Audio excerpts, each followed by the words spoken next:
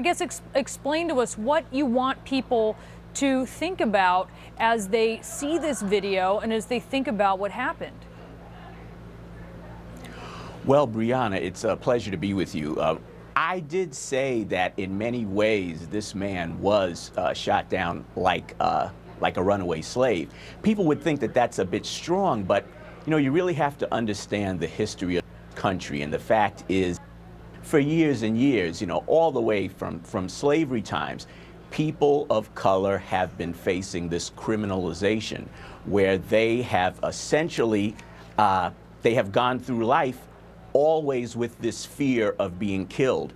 Now, the case of Walter Scott is very serious, and frankly, I think the only reason why we're talking about it to the extent that we are is because there was a videotape.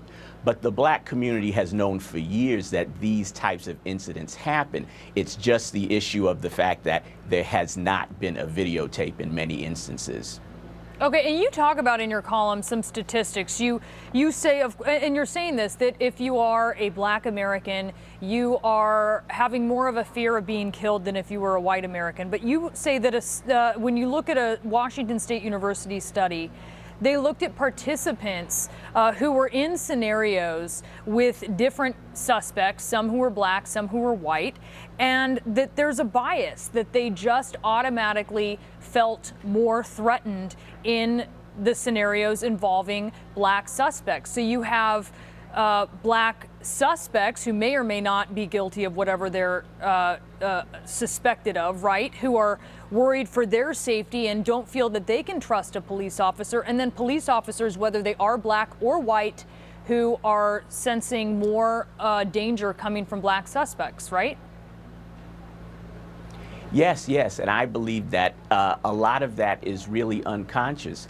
It's, you know, once again, it's years and years of people being conditioned to believe that black is synonymous with criminality, so that when they see a black face, they automatically believe that that person is dangerous and extreme measures have to be taken. And, you know, unfortunately, we see that in some cases with black officers too, that perhaps they will internalize that racism. But it's a lot of conditioning that has to be overcome. And when you look at a lot of police officers who are not really racially sensitive, they bring these stereotypes, these blatant stereotypes of black people and black criminality. And I believe that that plays a very important factor in a lot of these shootings that we're seeing. All right, David Love, thank you so much. Your piece really gets us thinking, really worth the read on CNN.com. Thanks for being with us. Thanks for having me. And next, the video of the deadly shooting. It's obviously very difficult to watch. Should it be shown by the media? We will discuss that. Plus, the video does show a lot, but does it mean that this officer's murder charge is an open and shut case? I'll be speaking with a legal expert that says actually no. Stay with us. I love making Sunday dinners, but when my back hurt, cooking all day, forget about it. Tylenol was okay, but it was 6 pills a day. But Aleve is just 2 pills all day. And now, family. I'm back. Aleve.